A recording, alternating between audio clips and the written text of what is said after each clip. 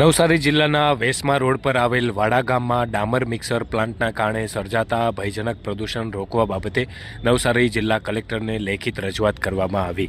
આ ઉપરાંત મુખ્યમંત્રી સહિત પર્યાવરણ મંત્રીને પણ આ અંગે કાર્યવાહી કરવા રજૂઆત કરાઈ છે।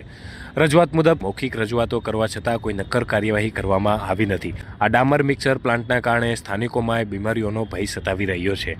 કામદારોના સ્વાસ્થ્ય સાથે છેડા થતા હોય જેને લઈને યોગ્ય કાર્યવાહી કરવા જણાવાયું છે। અહીં આવેલ કંપનીના કારણે આસપાસમાં આવેલ સ્થાનિક રહીશો, સોસાયટીઓ, ટેક્સટાઇલ પાર્ક તેમજ ઔદ્યોગિક એકમોને પણ નુકસાન થઈ રહ્યું હોય તેવી વિગતો સામે આવી છે।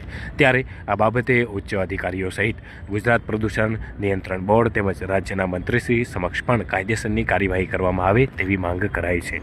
આ ઉપરાંત મુખ્યમંત્રી કાર્યાલય સહિત વન અને પર્યાવરણ મંત્રીશ્રી તેમજ Gujarat pollution control board, Navsari collector, Navsari જિલ્લા પોલીસ અધિક્ષક તેમજ નવસારી પોલ્યુશન કંટ્રોલ બોર્ડને પણ કાર્યવાહી કરવા વિનંતી કરાઈ છે।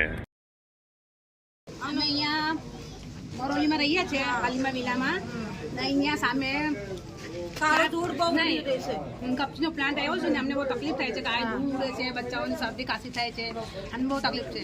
અમે સિટીમાંથી પ્રદૂષણથી કંટાળીને આ બાજુ આવ્યા છે ને અહીંયા બી આ જ છે। અહીંયા અમને બહુ તકલીફ થાય છે। મારું નામ રફીક અંસારી છે। હું હલીમા વિલા ચોખડ ગામથી અમે સોસાયટીથી વાત કરી રહ્યા છીએ। અમારી સોસાયટીની સામે એક ડામરનો પ્લાન્ટ છે, જીએમ સાર છે। એમના ડામરના પ્લાન્ટના લીધે કાળા ધુમાડા એટલું નીકળે છે જેનાથી અમારી સોસાયટીમાં ઘણી બધી તકલીફો છે। અમારે ત્યાં નાના પોયરા કે મોટા કે બધાને શરદી ખાંસી ડૉક્ટરને ત્યાં જઈએ તો એ લોકો એક જ વસ્તુ કહે છે, ભાઈ તમારે ત્યાં એલર્જી કે એવું કંઈ તકલીફ છે તો એલર્જીને અમને તકલીફો કહે છે। અમારે ઘરના આંગણે બારણે જેટલું બી છે એટલું કાળું ધૂળ કે ઘરના બૈરાઓ સાફ સફાઈ માટે બી તકલીફ છે બધાને। ને આ રજૂઆત અમે અમારા સોસાયટીના સભ્યોએ કમસે કમ 20 થી 25 જણા જીએમ સાંતા ગયા હતા, રજૂઆત કરી। પણ એ ભાઈ એમ કે મારું 3-4 મહિનાનું કામ છે, જ્યાં સુધી કામ ચાલશે ત્યાર સુધી હું બંધ નહીં કરીશ, એના પછી બંધ કરીશ। આવી બધી રજૂઆતો કરી છે પણ અમને આનાથી ઘણી બધી તકલીફો થાય છે। બહાર જે અમારા બૈરા છે, પોયરા છે, એ લોકોને રમે તે લોકોને બહુ તકલીફો થાય છે। અત્યારે અહીંયા બાજુની જે સોસાયટી રહી એ લોકો પણ ત્યાં ગયેલા, ત્યાં નાના નાના છોકરાઓ રહ્યા, બધાને બહુ તકલીફ પડી અને એ ટાઈપને તો હોસ્પિટલે પણ લઈ જવા પડે, શ્વાસ તો લઈ નથી।